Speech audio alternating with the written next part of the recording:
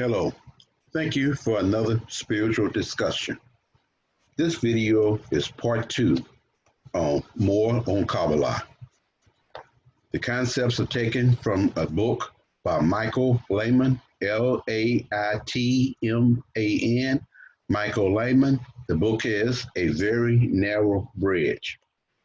If you have not listened to part one of this video, More on Kabbalah, I recommend listening to it first before listening here to part two. It is impossible to understand the instructions in the Torah and the method for spiritual development based on the text alone.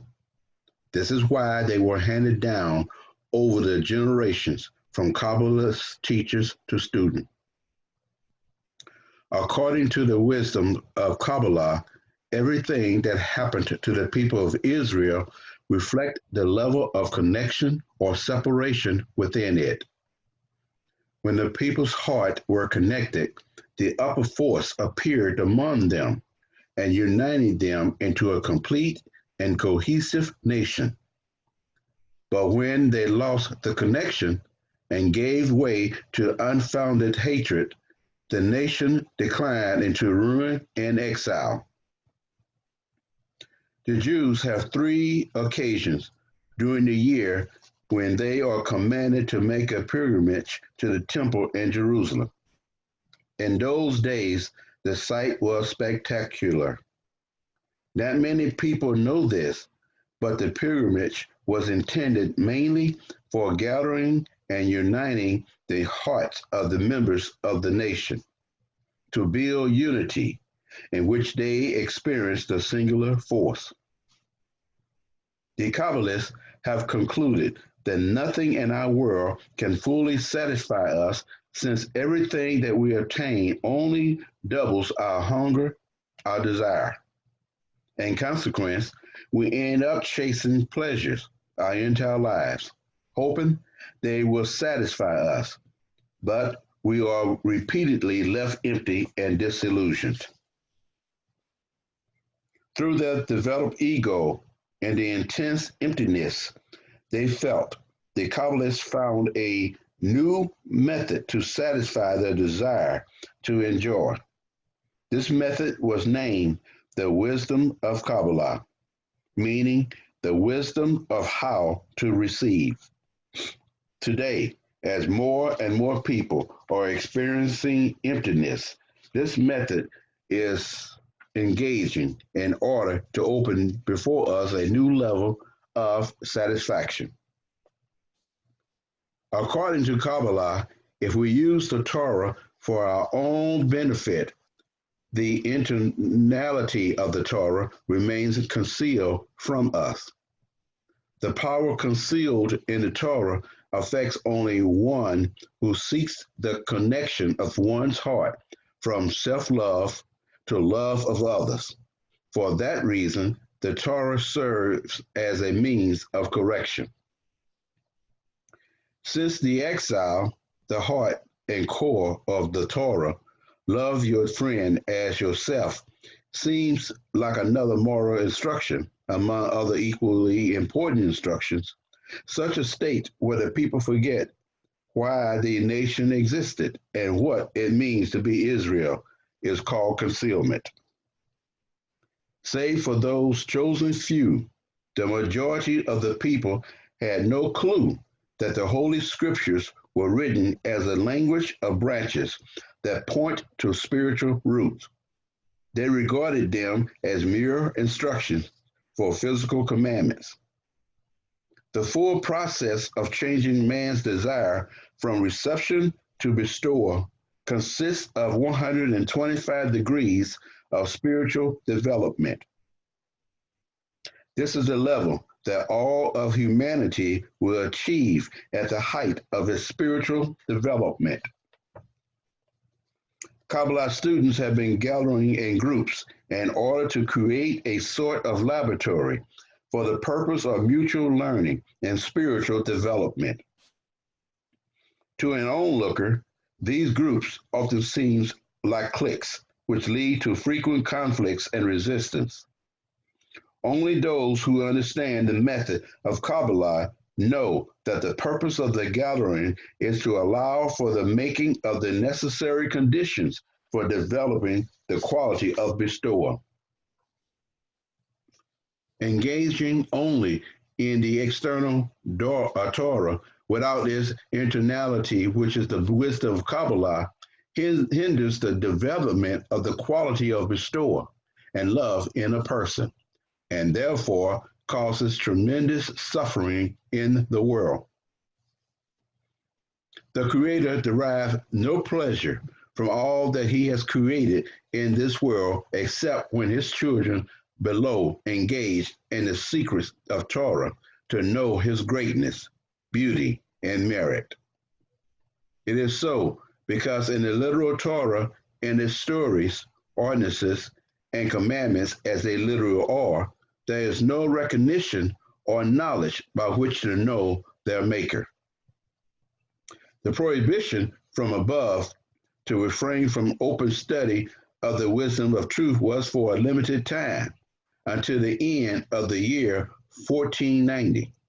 Thereafter, it is considered the last generation in which the prohibition is lifted and permission has been granted to engage in the book of Zohar. And since the year 1540, it has been a great commandment for the masses to study in public, old and young. Learning the literal Torah, which focuses on rules and biblical stories, is not enough, and it is necessary to add to it the wisdom of truth. The wisdom of Kabbalah, which deals with attaining godliness, we must clearly know and not merely believe. We can understand this only from the literal Torah, for what does the literal Torah revolves around? Only around the commandments, around how they are made, and all their ordinances, or around the stories of things that happened that are mentioned in it. If we see disputed people who have no connection and they only burn for the dispute, it is a sign that the fire of strife burns in their congregation, together, shoulder to shoulder. It is nothing but wickedness and malice that has motivated them. All living organisms survive through balance between giving and receiving. Cells in the body recuperate for the sake of the vitality and health of the entire organism. Each cell receives what it needs from its persistence and dedicate the rest of its energy to the well-being of the whole body. A cell that does not take its environment into consideration and exploits it for itself is a cancerous cell. Such self-centered behavior eventually leads to the demise of the whole body, including the cancerous cell. Knowing the Creator means revealing the Creator by acquiring His qualities. The wisdom of Kabbalah teaches that we exist in a one gigantic system called nature or God. Yet, we feel only a fraction of that system, a fraction called this world. The purpose of our existence is to rise above the boundaries of this world and feel the whole system of nature, the upper force. This is the way towards real peace, to mutually complement all elements of reality. The resistance to Kabbalah comes from those who, on the outside, seem as though they are working, engaging in Torah and prayer, and making all kinds of precisions. And yet, internality, their only aim is to satisfy their own wishes and needs, and they have no connection to the work of bestower. For the most part, people who begin to study the wisdom of Kabbalah do not understand what it is. As with everything else, When we begin to learn something, we expect it to please us one way or the other. The correct study of the wisdom of Kabbalah touches our deepest places. Gradually, it directs us to research our thoughts and intentions, open our hearts and our feelings, and direct them towards the benefit of others. After some time, it becomes clear to the person that he or she must change the desire to receive pleasure for oneself. It is usually at that point that a person begins to object to the wisdom of Kabbalah.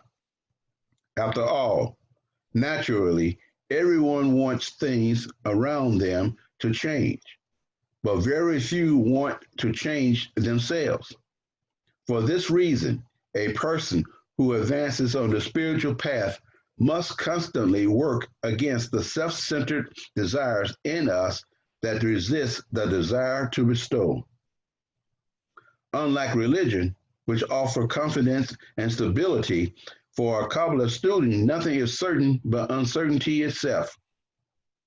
Every day, new doubts emerge, and the student must face the question whether to keep studying or quit.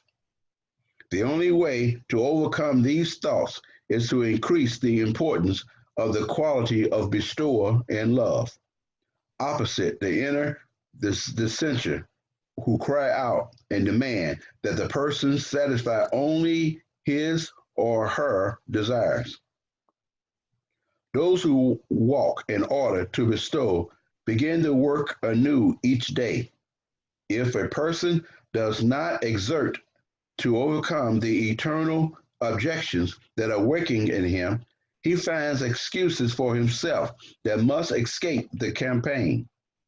As a result of these eternal conflicts, some Kabbalah students drop out after some time or look for other forms of study where they can derive immediate personal benefit.